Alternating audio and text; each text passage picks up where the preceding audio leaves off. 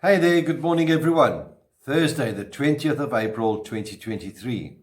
This morning's devotional is a reading from Luke chapter 17, verse 5, which reads, "The apostles said to the Lord, 'Increase our faith.'"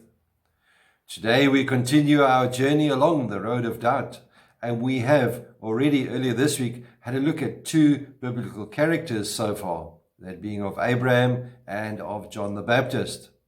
And it is almost impossible to talk about doubt without thinking of a person whom we all lovingly know as Doubting Thomas. But here's a question for you before we bounce into the topic at hand. Why do we doubt? Back to the topic.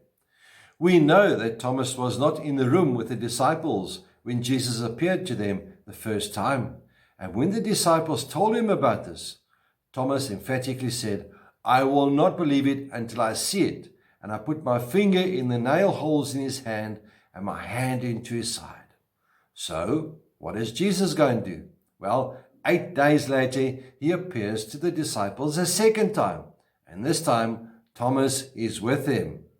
And Jesus speaks to him as one whose faith is weak and not as one who has an evil heart. He says to Thomas, "Put your finger here, see my hands. Reach out your hand and put it into my side. Stop doubting and believe." He allows Thomas the opportunity to see firsthand for himself that indeed Jesus was not dead as others had continued to report. We also all know people like that. If they don't understand, they won't let it go and they keep on asking questions. And this is a Thomas for you. They keep asking until it makes sense. Thomas was an independent thinker, a thoughtful man, and not easily railroaded like we are these days. He wouldn't make a confession of faith until he deeply believed it to be true. His was a faith won through a confession and through an agony of a personal struggle.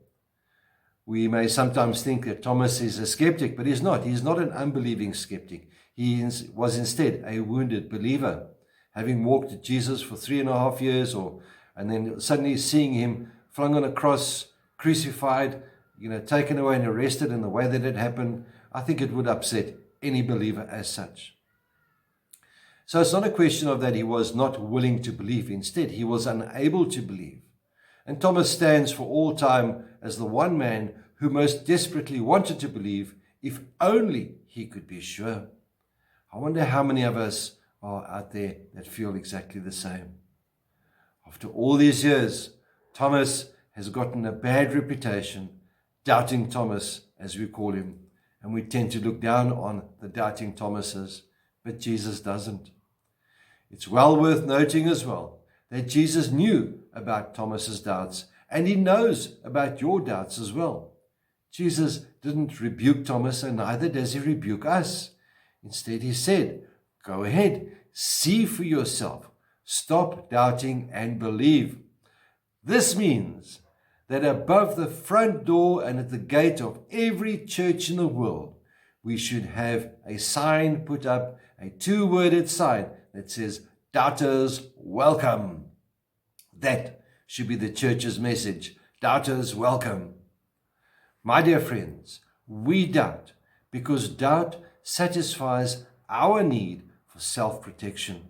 We don't like to be wrong. We don't like to get hurt or to fail. So our subconscious reasoning says it's easier not to trust. It's easier to lower my expectations so I won't be disappointed.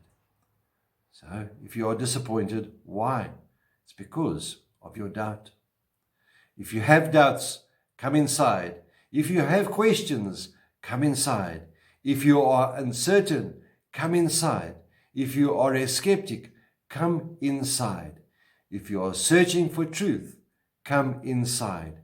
Jesus knows our doubts and will help us overcome them. Remember, he welcomes doubters, and so should we. May the Lord be with you. May he bless you.